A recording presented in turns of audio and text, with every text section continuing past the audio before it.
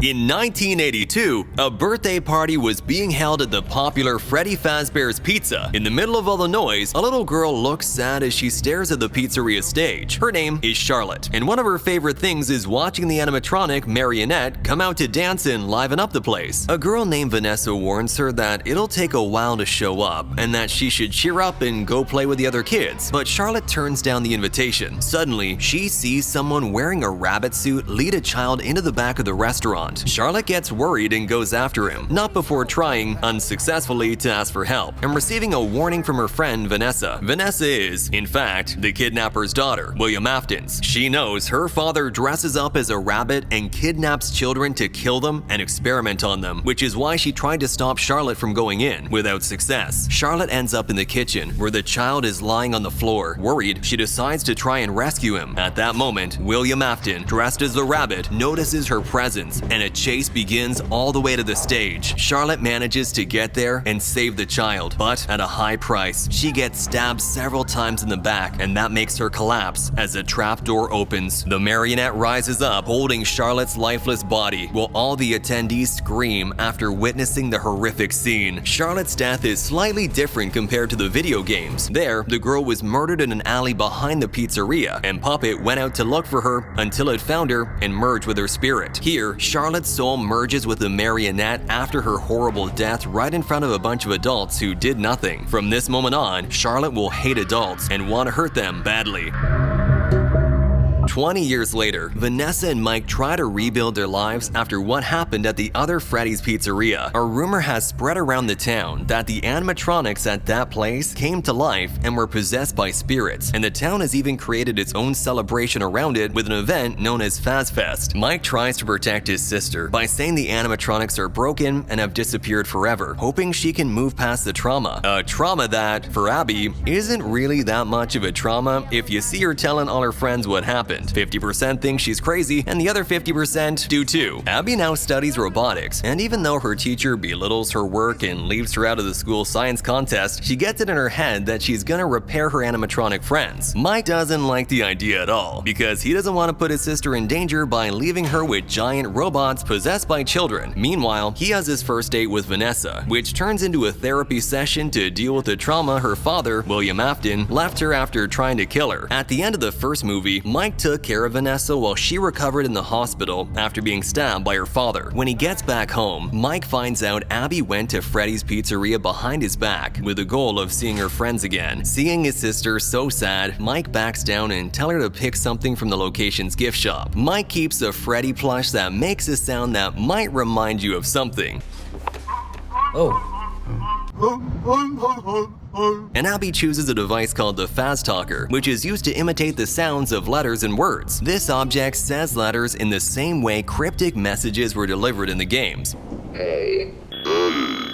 And it also appeared in other forms in games like Ruin and the Roxy Talkie. Before leaving, Mike notices a strange poster hanging at the entrance, accusing the place itself of having committed a murder. Elsewhere in town, a team of investigators called the Spectral Scoopers have a mission to go to the original Freddy's location to record new content for a fake documentary. Their host is this guy right here, the security guard, who invites them to check out the place and its facilities, like the river with boats or the stage with unique animatronics, as well as the animatronics that controlled them through wireless signals, the marionette. Lisa starts hearing, through her headphones, a very distinctive piece of music that grows louder and louder as she moves through the building.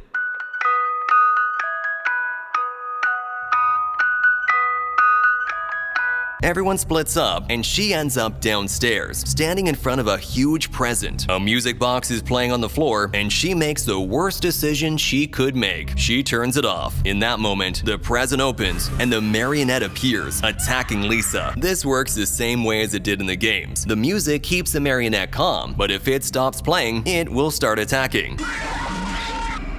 The other members of the crew also suffer accidents and end up losing their lives. Rob dies after being attacked by a swarm of marionette dolls inside the river. Meanwhile, Alex is ambushed by Toy Foxy that rips several parts of his body off. In the video games, this animatronic is known as Mangle, and it's a result of being turned into an attraction where kids who visited the pizzeria took it apart and put it back together over and over until it lost its original look. The security guard goes to see what happened with the marionette and finds Lisa, now possessed by the animatronic, who doesn't hesitate to attack him. Miraculously, he manages to escape once he gets out of the pizzeria, and that's because all the animatronics in the building have a security system that prevents them from leaving. Meanwhile, Vanessa tries to fight her demons through spinning, but she can't do that either. Back home, she listens to Mike and has a flashback as she opens a trunk full of memories from her father, the toys he stole as trophies from the children he murdered. This box could have answered one of the biggest unsolved mysteries in the FNAF saga. In FNAF 4, the contents of the mysterious box hidden inside the house were never shown, leaving fans with one of the most important questions in the series. So Vanessa plunges into an intense meditation session where her father tries to kill her and she becomes a child again. In this memory, young Vanessa sneaks into her father's workshop while fleeing from him and finds a gigantic experiment, Circus Baby, the animatronic star of Five Nights at Freddy's sister location. Vanessa bolts and manages to defeat her imaginary father by shooting him twice, while he keeps repeating the phrase, "You will always be mine." Vanessa wakes up at the same time as Abby, who receives an unknown signal through the Faz Talker asking for help. Abby leaves home and makes her way to the old Freddy Fazbear's Pizza, where she reunites with Toy Chica and the other animatronics, and they spend the night playing games. Vanessa visits the Schmidt siblings, and Abby tells her that Chica and Freddy helped her with her new science project in an old pizzeria that even has a river. Vanessa tries to warn Mike about Abby sneaking out, but they end up arguing. Vanessa, overwhelmed with guilt, goes to see Charlotte, where she realizes the music box is stopped and the marionette, the puppet, isn't inside the gift. She tries to convince Charlotte to stop hurting the people who hurt her. She can't, and Vanessa's attacked by Lisa, possessed by the marionette. The way the animatronic attacks Vanessa is a reference to the game themselves, where the marionette would lunge at the player with its arms outstretched. Abby finally shows up at the science fair, but the teacher breaks her project so she can't participate. After that crushing blow, Abby returns to the pizzeria to tell her friends what happened. There, Chica, controlled by the marionette, tells Abby to disable all the building security from the computer, using a password the marionette forces out of Vanessa. Once it's disabled, Chica and the animatronics can leave the restaurant, with the goal of killing the adults who didn't help Charlotte before she died. That's why the kids are safe, because in reality, neither Abby nor the children were ever Charlotte's target. Mike goes to visit Henry, Charlotte's father, so he can tell him what really happened that day at the pizzeria. Henry gives him the address of the old location and a music box so that, if he needs it, he can calm his daughter's spirit. Henry is one of the most important characters who's appeared the least in FNAF, as the co-creator of the animatronics alongside William Afton. As fast as he can, Mike heads to the pizzeria and slips straight into the basement, where he finds the prototypes of the original animatronics in a miserable state, and Lisa's lifeless body left behind. Abby arrives at the science fair one more time, now with Toy Chica as the project she's presenting, but her teacher scolds her, saying there's something inside the robot and she needs to stop messing around. Chica takes justice into her own hands and sets an ambush for the teacher to finish him off, becoming one of the most violent scenes in FNAF.